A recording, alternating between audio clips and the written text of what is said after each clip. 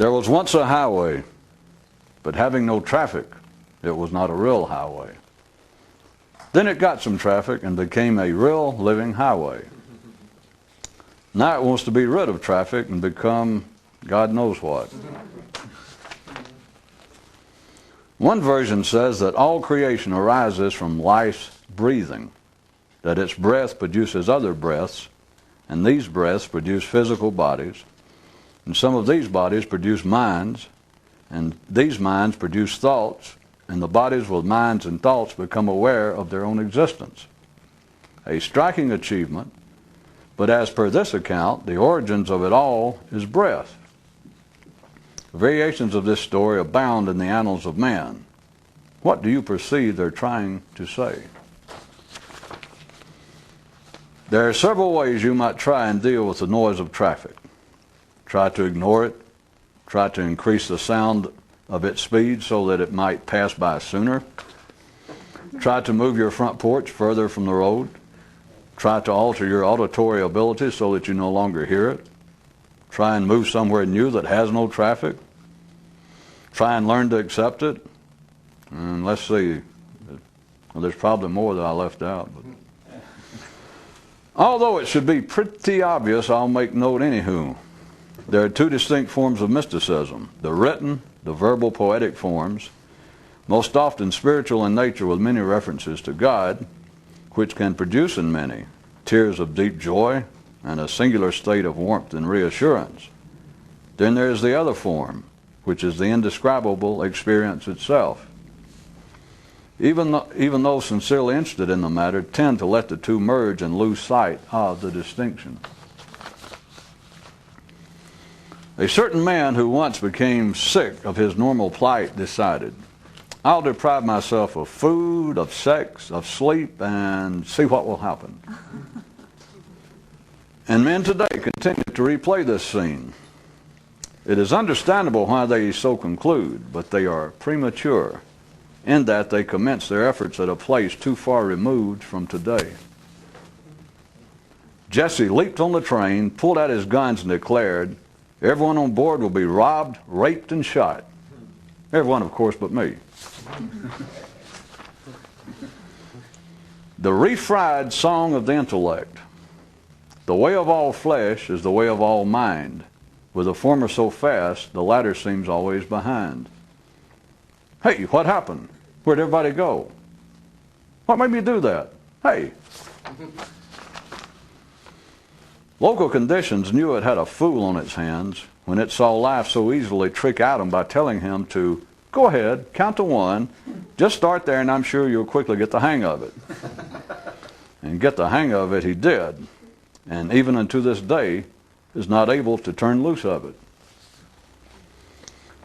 Once upon a time a creature lived in slavery on a plantation, and though he was the property of the owner, he was day to day answerable to the foreman who worked for the owner. That's all there is to the story, and I don't see the point of it either. The proverbial caution that one should not throw out the baby with the bathwater originated with the mind soon after men began to question their thoughts. A man once asked, do you have to initially be an indifferent, reticent recluse to be a mystic? And someone replied, no, but it doesn't hurt. Without the mind, man would not know the right, the proper, or the true, or the false, improper, the wrong, the false, and improper for that matter. Additional sightings of the secret running semi-nude through downtown.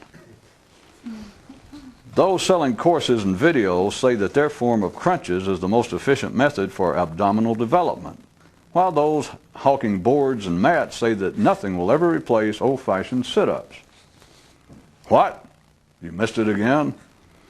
You're still hung up on matters of personal agendas, vested interest, and other apparent biased motivations? Geez, does life have your perception by its short hairs or what? In another universe, there is one world in which they believe that the appearance of things is a pretty good reflection of how things actually look. UFOs redefined. Undeniable features observed. Hey, watch it. Each thing exists for a reason, but it can't tell you what. Well, sure it can, but who the hell kind of rational person is going to listen to something try and tell them what it is? Ha! Don't drive me to laughs. It is only the mind that thinks man is getting anywhere. Or not, for that matter. Today's mental health tip for the mystically inclined, advanced, way out there edition. Preference only exists within a sense of time. There was once a man who made reference to the brink of objective uncertainty. And when someone asked him where such a place might be, replied he, just past where thought is now. One legend says that man was not driven from the original garden of bliss, but rather was kidnapped. And guess, my little ones, who did it? One man decided that if he could correctly map out his mind, he'd be much on the road to a greater understanding of life. But charts and diagrams are of quite limited value. I won't do it, but someone could describe a mystic as a man who spends 50 years to get a better grip on puberty. And just in time to die. Which, however, may not be as anonymous to living as usually assumed. Without the mind, man could get nowhere. Or fail to, for that matter. The end of all cul-de-sacs. You can read about awakening till there's no more to read. You can think about enlightenment till there's nothing left to think. But once you've sampled the waters of Turkey, you acquire a taste that can forever drink. It's only on city trams and subways that riding seems so frustrating. Were it not for the joy of the journey, what mystics would be safe from suicide? And now a brand new feature entitled The Unfairness of It All. The dumb can't dumb to death.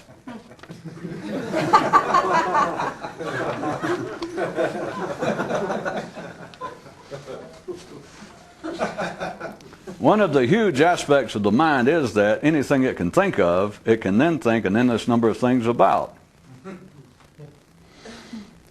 Ask not for whom this train rolls. Inquire rather as to when the hell it runs down. Many men believe they've swallowed wild animals, and such expurgate themselves and should expurgate themselves thereof. But those who try experience great difficulty in determining precisely where these creatures have made their home within. One of the sports engaged in by the secret keeper is in him continually crying out to those who show any interest, "Hey, over here, look over here."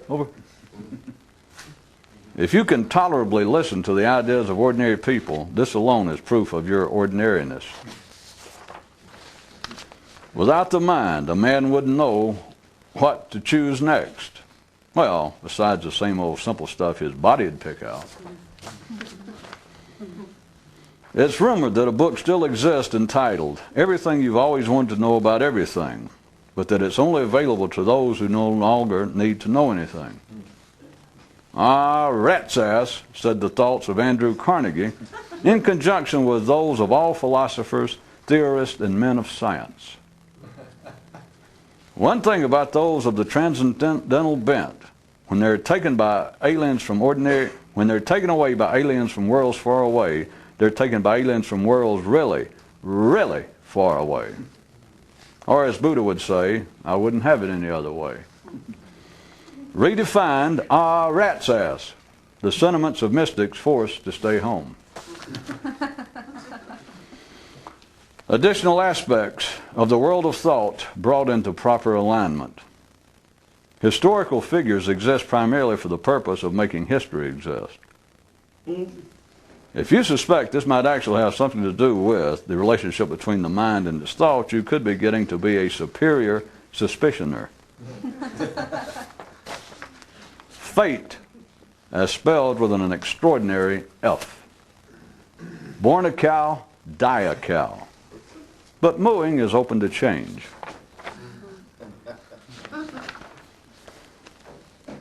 And now an item from our soil conservation desk.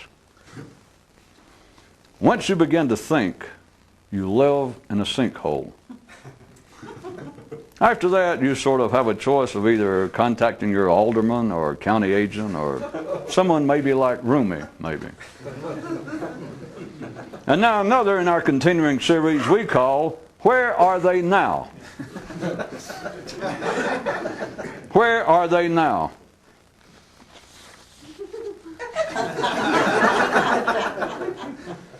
And a man wrote the shut up doctor who replied, "Ah, shut up." Without the mind, a man couldn't tell if he was keeping up with everyone else or not. A certain speaker said, whatever path a man follows, he must believe to be the best and fastest. And someone asked, why tell ye us this? But the speaker would not say. Now an update from our health desk regarding treatments. The mind is not sick until it's disturbed, but until it's disturbed, it's not well enough to ever get sick and seek treatment. The way you can tell the alert from the routinely deranged is by the fact that the latter will cry, "This is a madhouse, let me out of here," while only the former recognize everyone's architect. And now this excerpt from the Enlightened Person's Sexual Handbook. When it comes to the matter of private parts, the mind ain't one of them.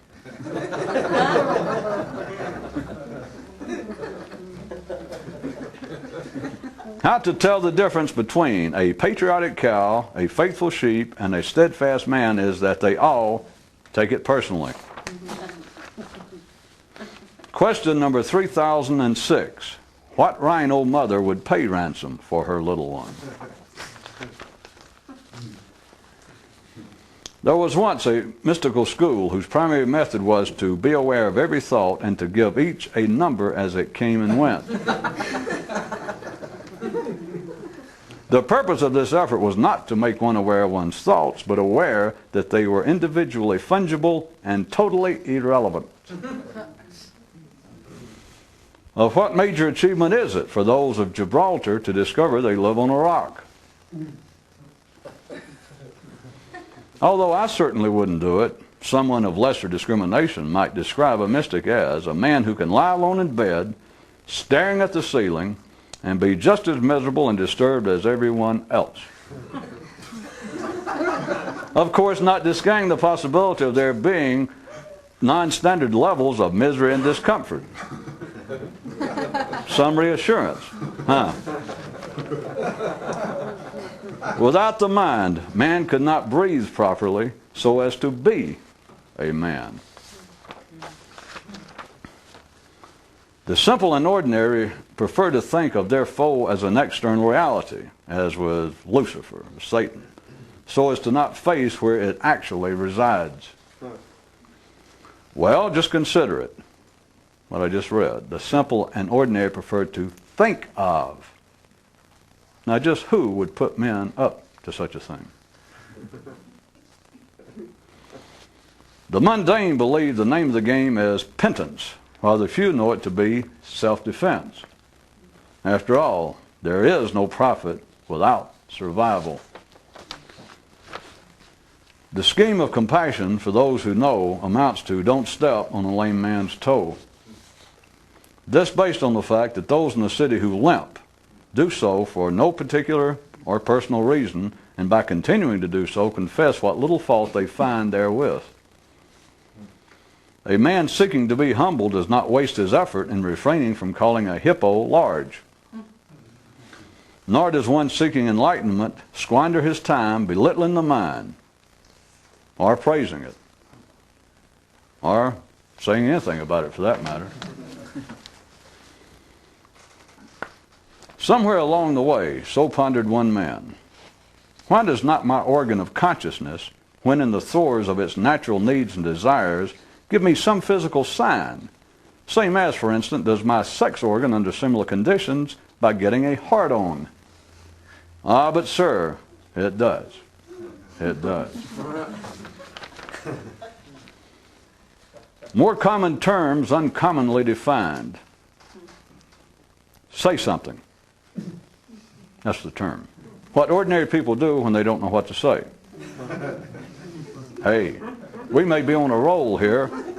How about we try think something? No, that's too obvious. Even though the overall condition of collective man continues to observably improve, there is no certainty that this is the standard by which an alert man should judge his individual life and progress. There was once a mighty priest whose son begun to pursue interests transcendental to the established order. And one day the old man finally said to him, "If you keep playing with your mind in this manner, you'll go blind."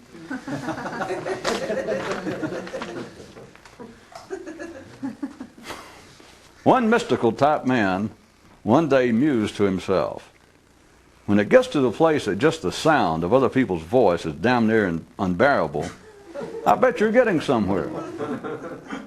In fact, I'll bet even more so when the sound of your own gets that way.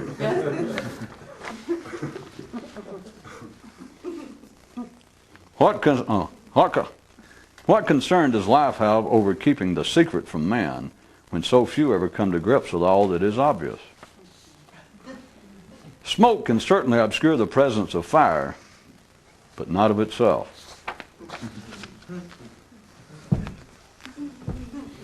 Past a certain point, all those on the quest began to live alone, no matter the circumstances of their physical residency.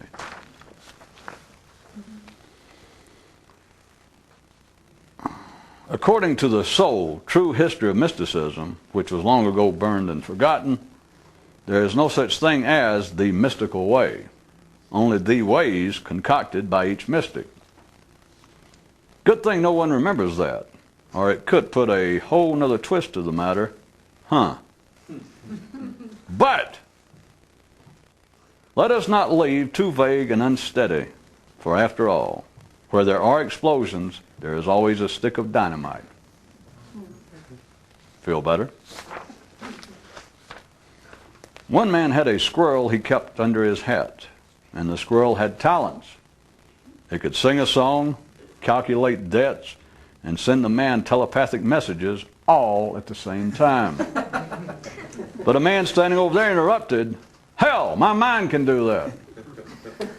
Yeah, I don't see the point of it either. And now a definition. Neural surgery, the only thing fitting the few see to perform on their neural. Says one man, "Yes, in the beginning my view of life was sex, drugs, and rock and roll. But now it's become sex, drugs, rock and roll, and the struggle to awaken." Though I guess I should consider putting them in a different order.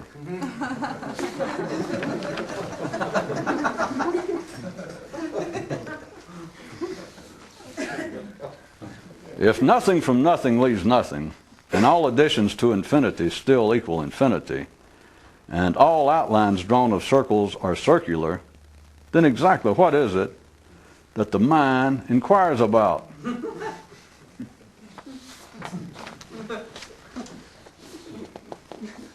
There are laws that govern everything, and only human thought which believes they can be defied.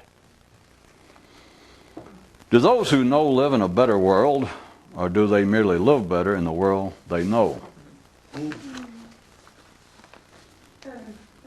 And finally, a certain man, when asked to describe the enlightened within the context of a fable, offered the following.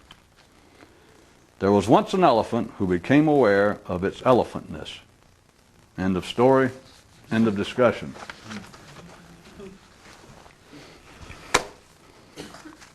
In our continuing series of me somewhat at random selecting examples from everyday life wherein life is bringing out hints regarding these secrets right out in the open, in public, in front of everybody.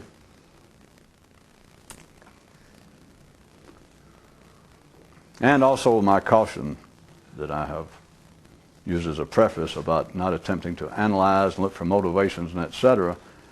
And as vague as I know that that may sound, I think tonight I'm going to tell you what it is and then do one little bit of what my caveat is tied to. The example I was going to use tonight goes as follows. The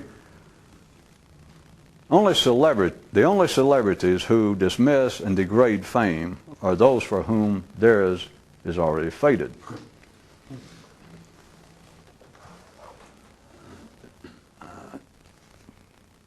I will assume I'm not the first to bring up, well, I know I'm not the first to make that observation, but when I say that you will miss the whole point if you attempt to analyze it, I'm going to go ahead and do a piece of what I'm referring to and show you how it's all tied together and why you will miss it if you do.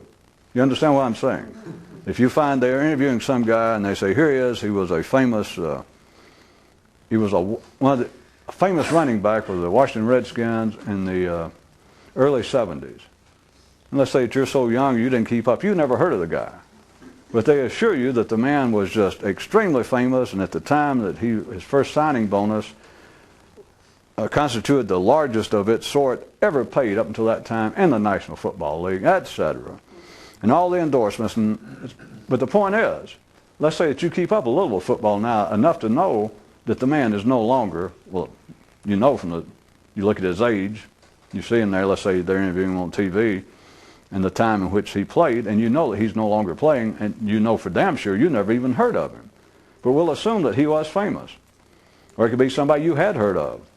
Someone who had a couple of hits, some singer, years ago, and it's been so long since his last hit that you forgot about him, and suddenly here he is, shows up, and they're interviewing for some reason. And they talk to him a while. And he begins, either one of these two cases, and any more you can think about it, he begins to absolutely dismiss, if not downplay and badmouth fame. He'll say, oh yeah, well, sure, I thought I was riding on top. There I was with a hit record, there I was, the most expensive, the highest paid player in the NFL. Boy, I thought I was that. I had limos everywhere. There was girls all over me.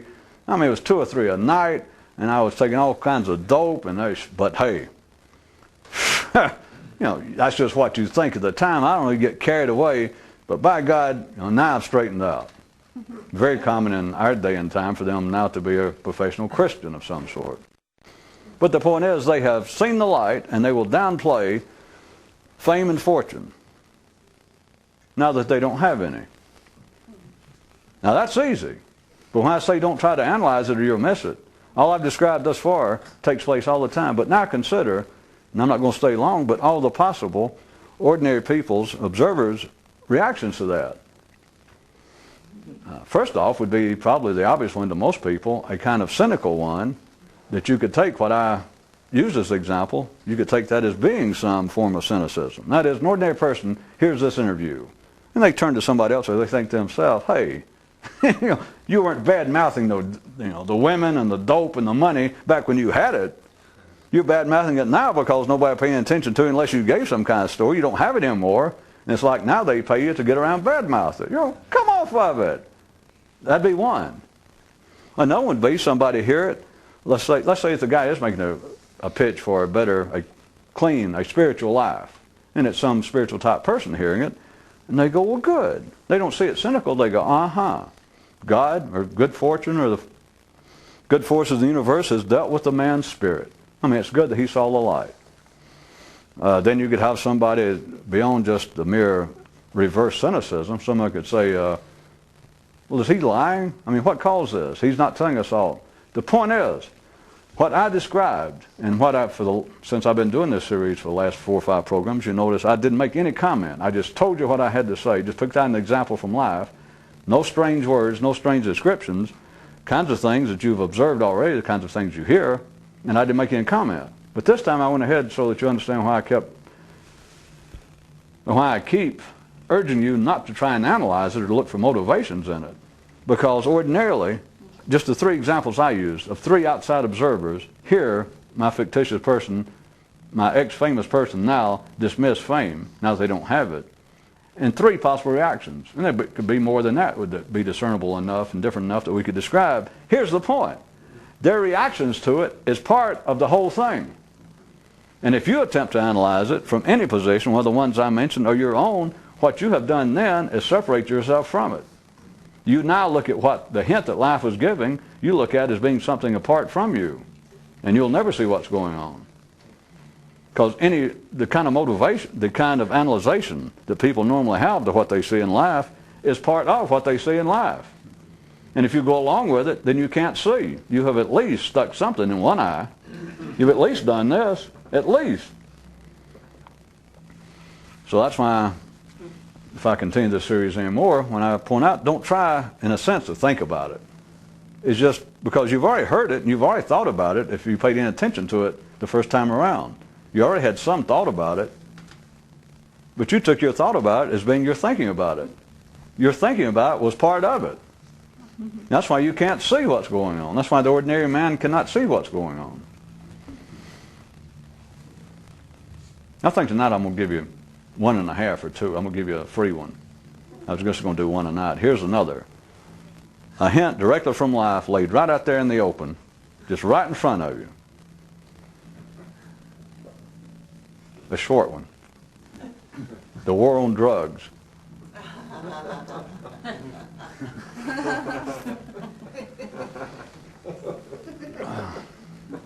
The idea of there being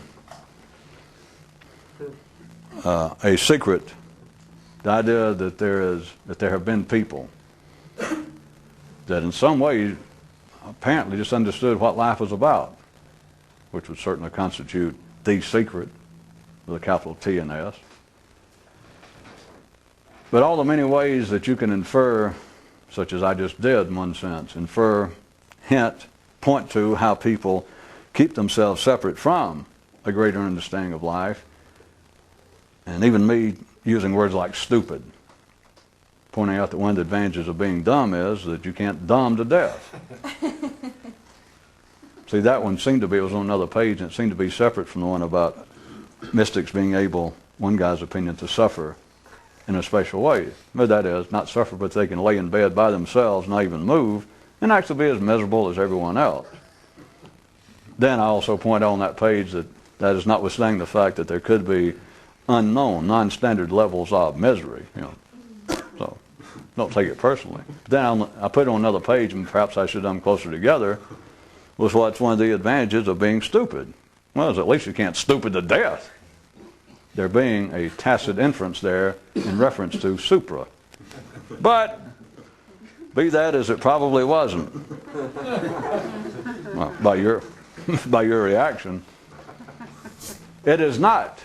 The reason that people do not understand life anymore, it is not that, or that seen further from the secret, is not that in some way that people are stupid.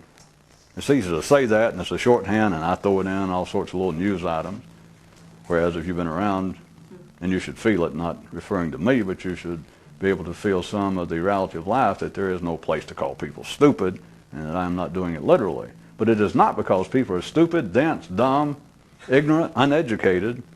It is more like this, that everyday people are intractably tied to the established analyzation of reality, the established explanations. That's it. As simple as it sounds, it may be so simple as always to evade sophisticated hearings, but like the example I used, that it's only celebrities whose fame is faded who badmouth fame. Let's just take one position.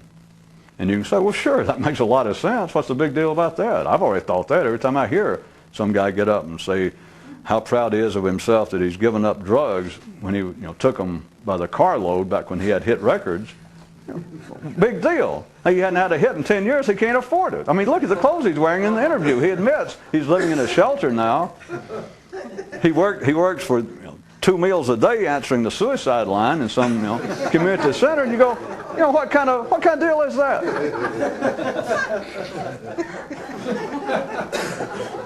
All right, my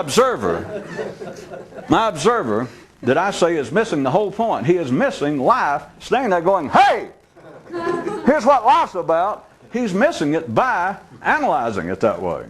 And when I say that way, analyzing it. Analyze it, you cannot see what, and it's not.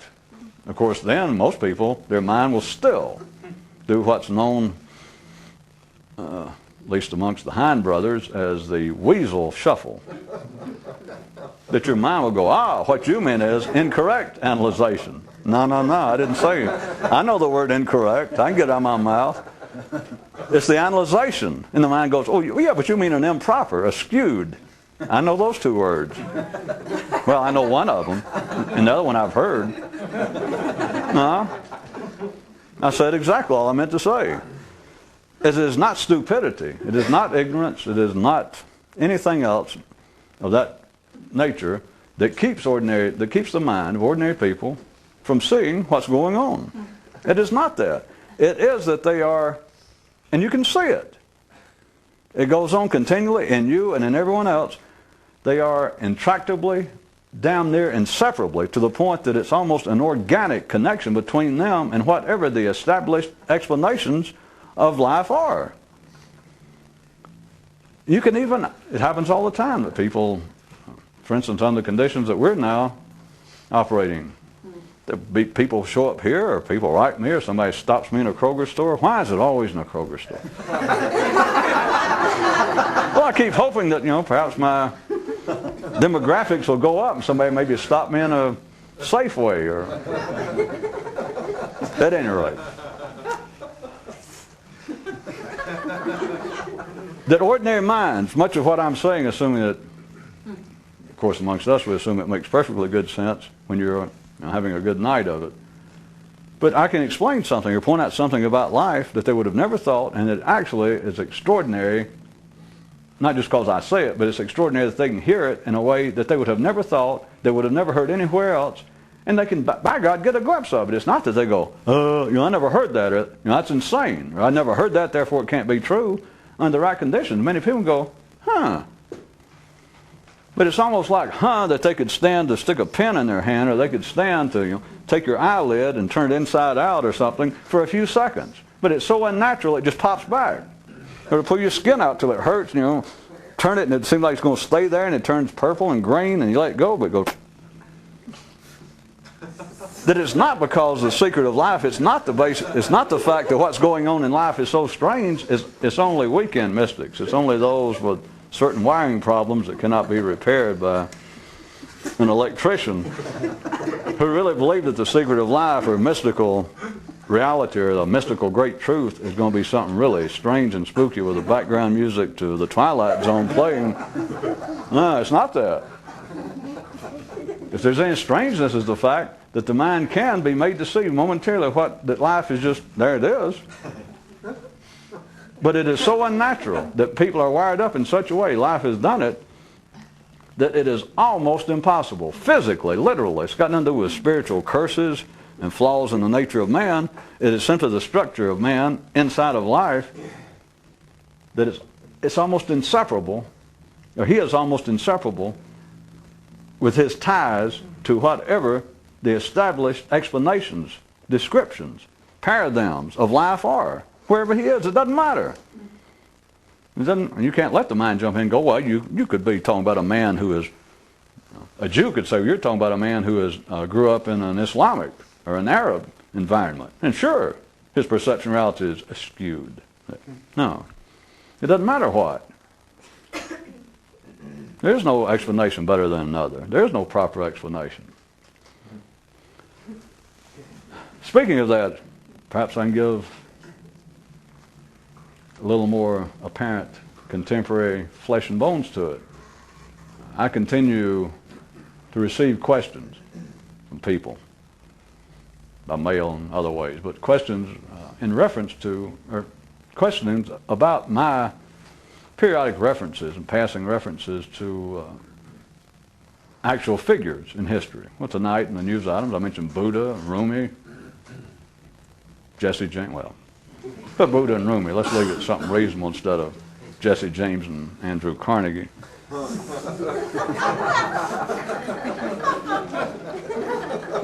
Plus, using their names didn't get as good a reaction as Rumi and Buddha. But at any rate,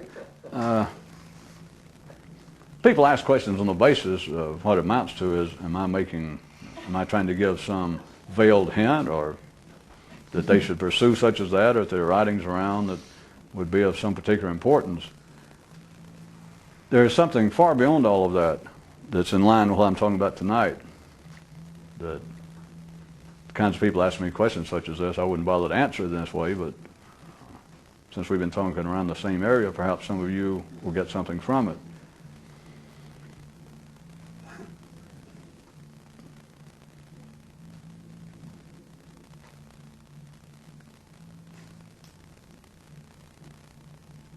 If your understanding of life was a bit more expanded than routine, that is, that you were interested in matters such as this under some guise and some basis, you could certainly begin to peruse the so-called mystical and religious literature and find what would seem to be, or find what you might in your expanded state, assuming that your understanding is a bit above normal. Find what you would perhaps perceive to be metaphorical references to this kind of activity. Now, about all you find easily in the public domain, in the public marketplace, in literature, of matters such as this, is in a spiritual context. And with rare exceptions, do you find it free from eventual, if not constant, references to God, to external supernatural forces, something separate from a man. But even some of the references, names I throw out for not for the obvious reason and not for any specific reason, but someone with some understanding, more than routine, could start perusing some of the readily available literature. You could read everything from the Tao Te Ching to the Bhagavad Gita to Imitation of Christ. You could sweep through several thousand years from one side of the world to the other.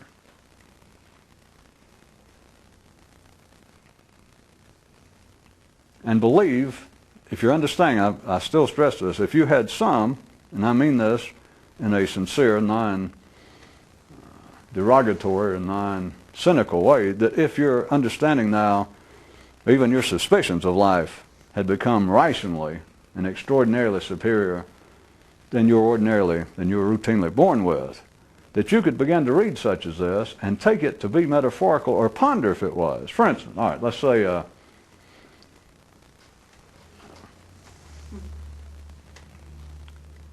Christian nun, Saint Teresa, and you could start reading the Way of Perfection. And here it is, a Christian nun, Europe, 500 or 600 years ago, and she writes about such things as a prayer of recollection, the need for it. Writes about such things as the necessity, or at least the benefit, of living a cloistered life wherein you attempt to keep your heart solely on Jesus. That is only that, not any of the passing desires of the body, the flesh, mundane interest, but that one needs to seclude oneself, cut oneself off from everyday affairs, and try and seek only the face of God, the warmth, the guidance of Jesus, and even goes into what she refers to, and very common, prayers. She even gets specific enough and calls one of them, the English translation, I think, is the prayer of recollection. an attempt to continually hold the idea of God in mind. Now let's assume that you are my person of some superior understanding, some expanded understanding, not theoretical, not educational, not speculative, but some real understanding of what, more than you start out with, of what this sort of thing's about. And you could conclude, or you could ask yourself, assuming you had enough background and understanding in this kind of affair, you could then read such as that. And here it is, supposedly a historically valid figure, someone who actually existed. Her birthday is known, her location is known, her nationality, her sex, obviously. She lived at a certain time, left lots of records, wrote an autobiography. A Christian nun speaking, as you would expect, on matters of God, matters of Christianity, matters relating to Jesus, matters relating to prayer.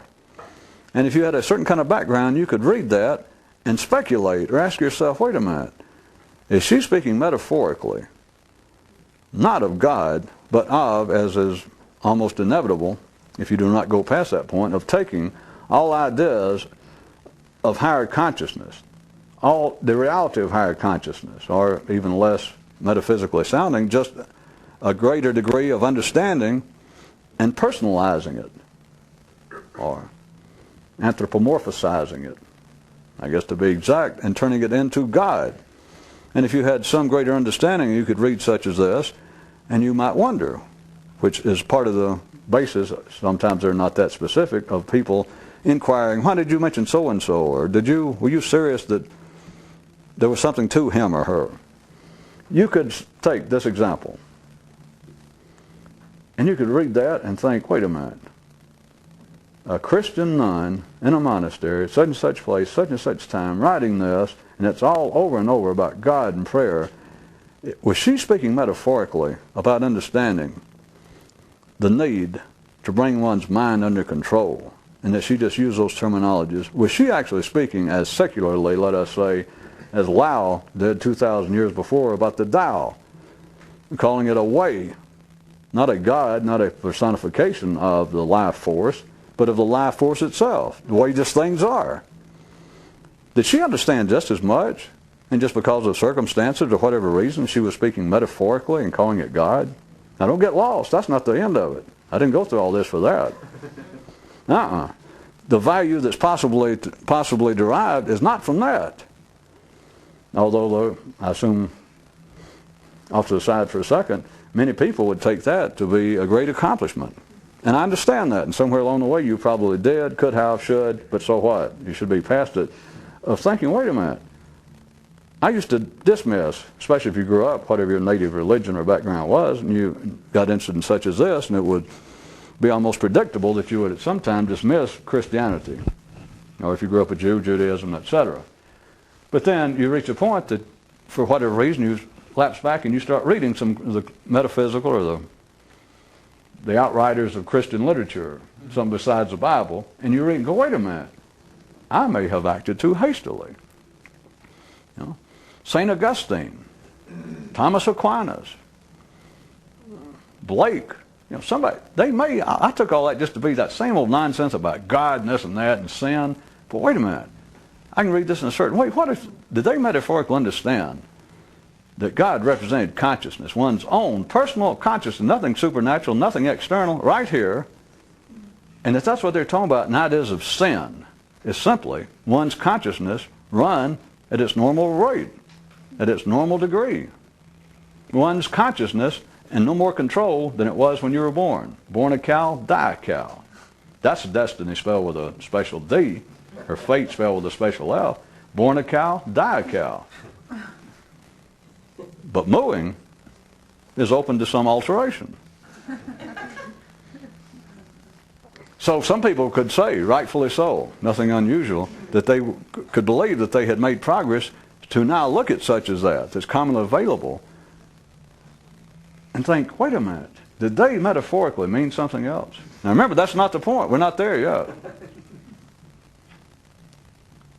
Here's getting closer to the point.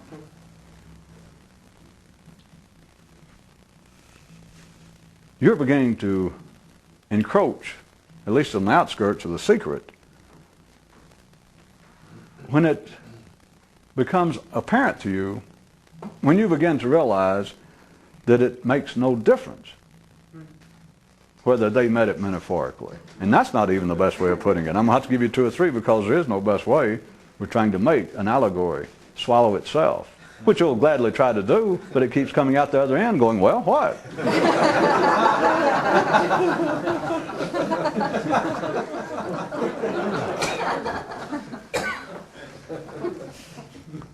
It does not matter whether Eckhart,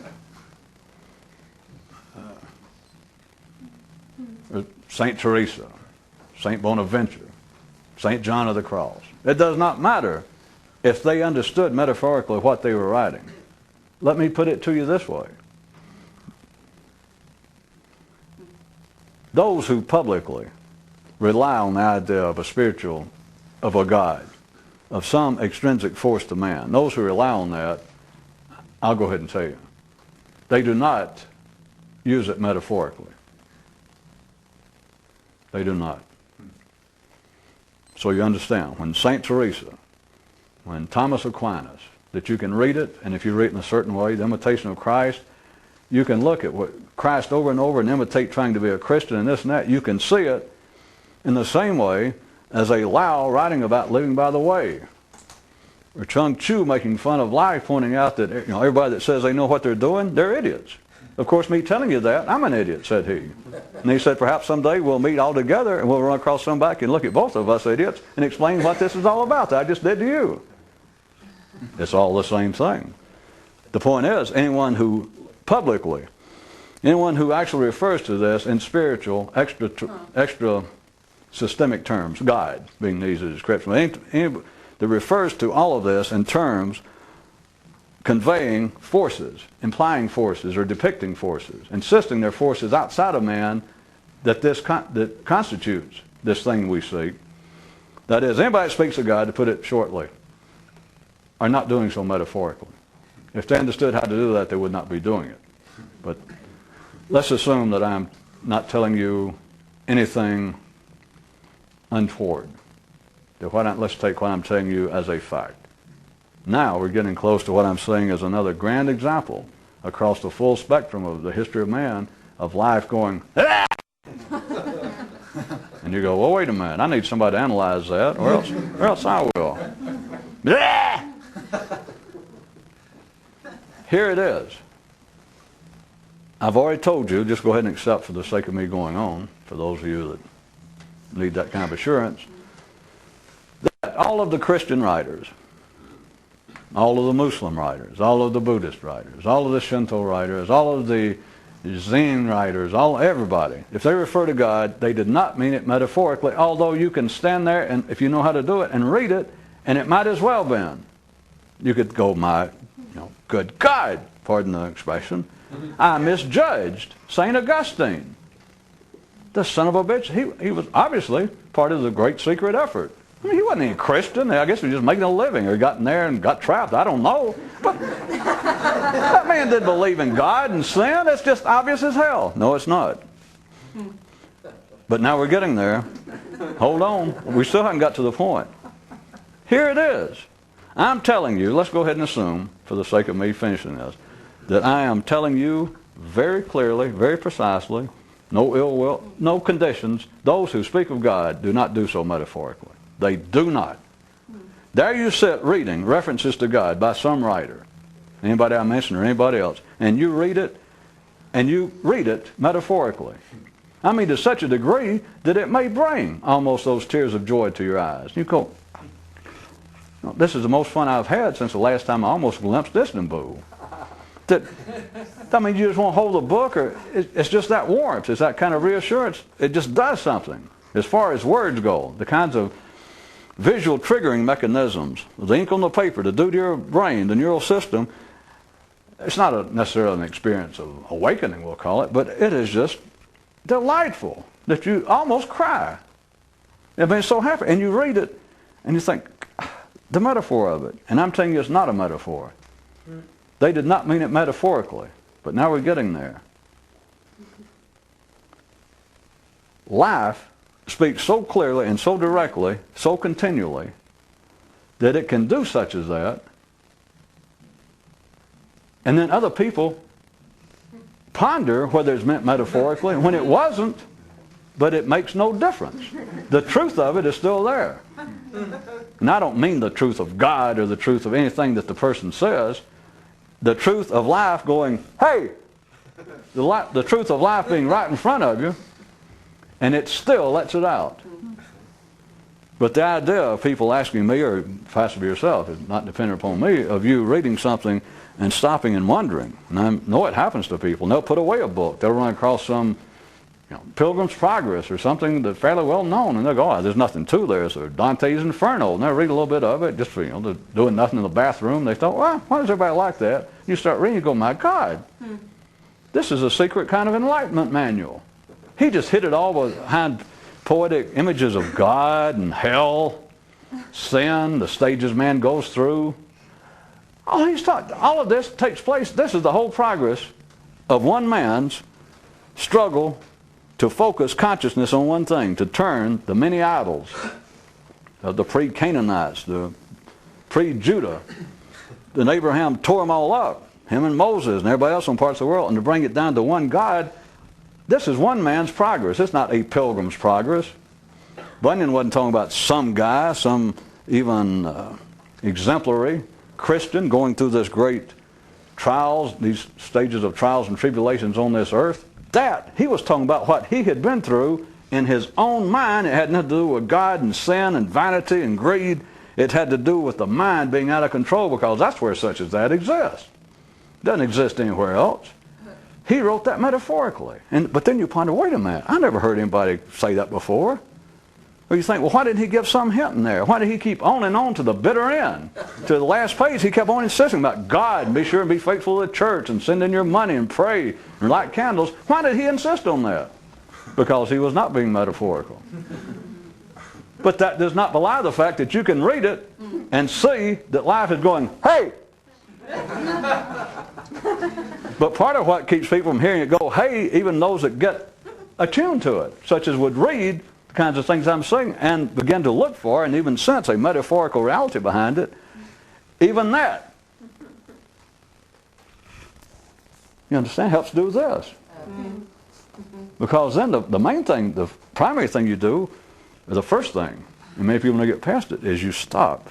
If it's publicly known, so it's the kinds of examples I've picked out and all the kinds I refer to, or else they wouldn't make any sense even in my allusions of them. Anything you pick out that you reread or you read for the first time, and you think, although this is using terminology that I would have normally dismissed, such as about God and sin and that, you go, I didn't realize it. It's a metaphor. It has to be a metaphor. That man, that woman could not have written such as that if the extent of their knowledge was no more than, well, you should go and live the life of a contemplative and get away from life and simply pray to God, to Allah, to Jesus, to somebody, and to try and always keep the precious name of God in your mind. They couldn't have done all that. They wouldn't have gone through all that. They had to know more. No.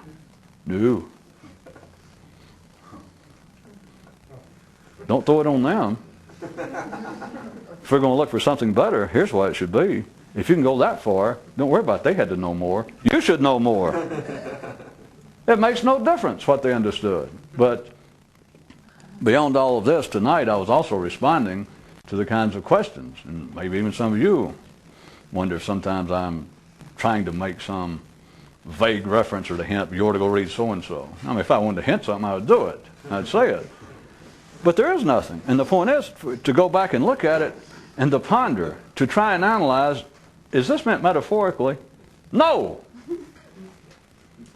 Everything in the religious canons is not meant metaphorically, which is why, if you go there seeking extraordinary information, anything to disrupt the established analyzation of established reality, you're wasting your time. And it's not their fault. There's nothing wrong, but it'd be like going, if you're going to religion, of any religion, seeking this kind of information, trying to seek the experience of life itself, the experience of the secret. I mean, it's like you go to sign up a driver training school when what it is, that you're actually going to do is learn how to fly, which is actually a charitable simile. It's like going up and signing up for welding classes. How about that? When what it is that you want is to learn to fly. So you can't blame the school, you can't blame religion, any more than in a parallel manner, you cannot blame psychology or psychiatry for not being able to produce in man peace of mind. They can't. That's not what it's about. And to look and to think, well, there's got to be something beyond that. Religion must be working metaphorically. No. If you understand it, it is. But once you understand that, that's why I said don't pick on them and say, won't they do better? If you understand that, won't you do better? Because once you begin to understand that, wait a minute, it doesn't matter. They do not know what they're doing metaphorically. As much as I can stand here and read The Cloud of Unknowing or The Guide for the Perplexed or some mystical, some historically revered book in a religious context and go, wait a minute, that is not simply religious. That guy, that woman was writing metaphorically. No, they were not. But so what? Get over it. Don't look to them. Don't look to the writing. If you can see it, what you should do then is lay the book down, at least for a moment, and put your ear, metaphorically at least, to your window and hear the sound of life tipping around. It's the sound of grass, wind, clouds, the sound of books like that as they're laying there unopened on the table saying, How to Know God. There it is. There's no metaphorical message behind it. The only people that speak metaphorically are those who know what they're doing, and that's why they have to speak metaphorically. That's why anybody that knows the secret's not ever going to tell you. I mean, if you don't know the secret, you got to go find somebody who'll agree to tell it to you. Then, hey, then you're getting somewhere, but you know, what the point of it is, I don't know either.